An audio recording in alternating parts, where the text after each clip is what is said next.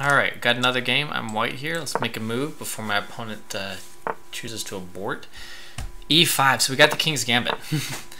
Better or worse, I always enjoy playing the King's Gambit. So knight f3, knight d7, alright, bishop c4. One thing about the King's Gambit is it's really hard to know what your opponent's going to do because no one plays the main lines.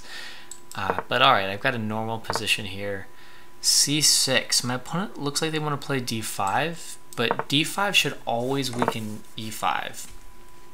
So I'm just going to pull my bishop back, so if d5 happens, I am not being threatened with d5 takes c4, and I'll take on e5.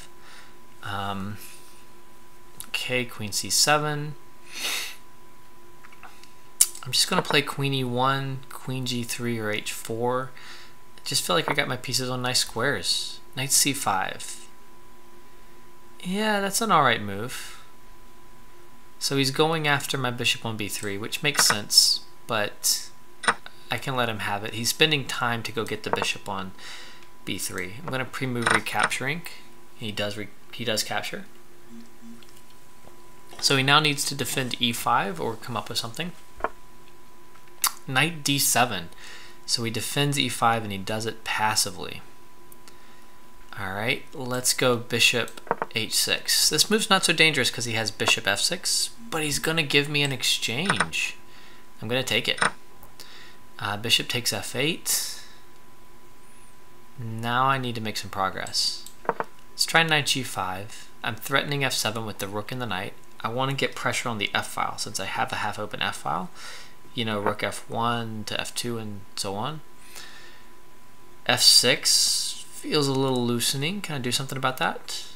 I can do something. I can drop into e6 because it's knight on d7. It's cutting off his bishop on c8. So I go into e6, I take. I'm just very happy to make that exchange. Now I need to put pressure on f6, so I'm just going to double, just natural moves. Knight d7, alright. Now I need to address my knight on c3, which is not doing a lot. I think I want to swing that knight to e3 and on to g4. I'm also threatening to go to f5 now because I got a pin.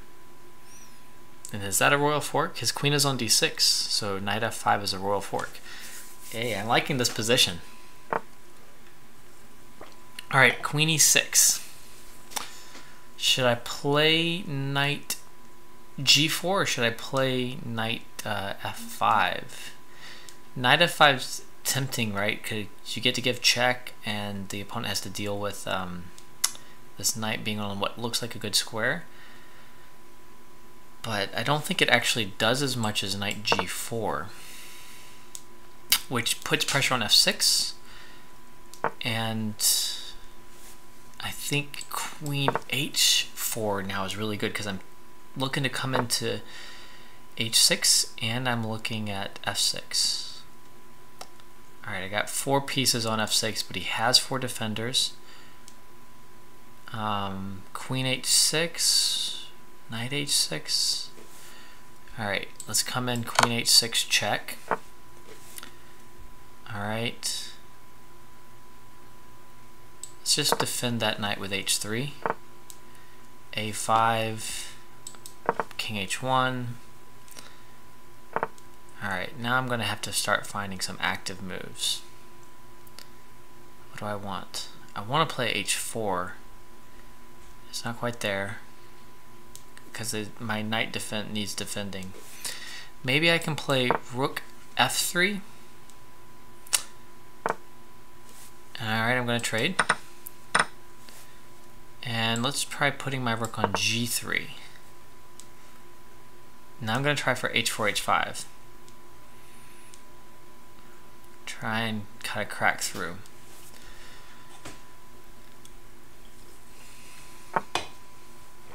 c5. Alright, h4. So he's trying for c4, h5. Remember that I have plenty of defense. Alright, knight back.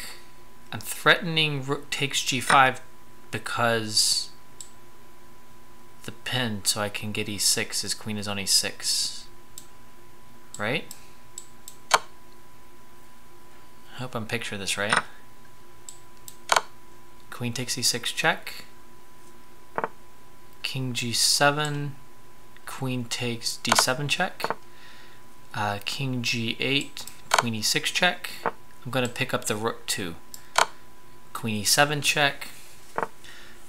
Queen takes h6 with check. King takes h5.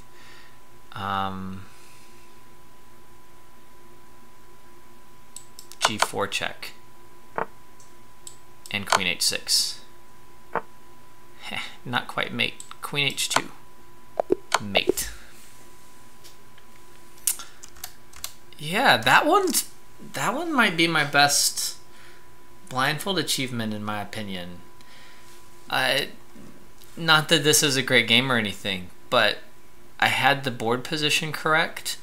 I was doing pretty well on the clock, and I found the mate at the end. I found generally precise moves pretty quickly. I say I was doing pretty good on the clock. That's maybe a bit much. Let's see.